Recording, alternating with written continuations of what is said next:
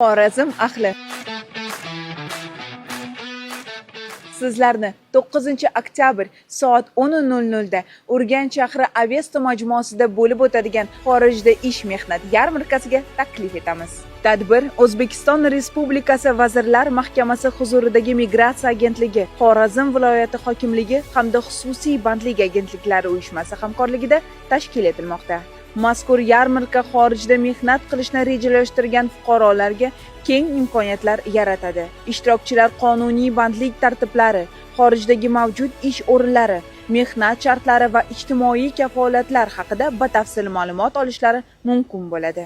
Yarmarka doirasida mutaxassislar tomonidan huquqiy maslahatlar beriladi, amaliy tushunchalar o'tkaziladi hamda bevosita xorijlik ish beruvchilar bilan uchrashish imkoniyati yaratiladi.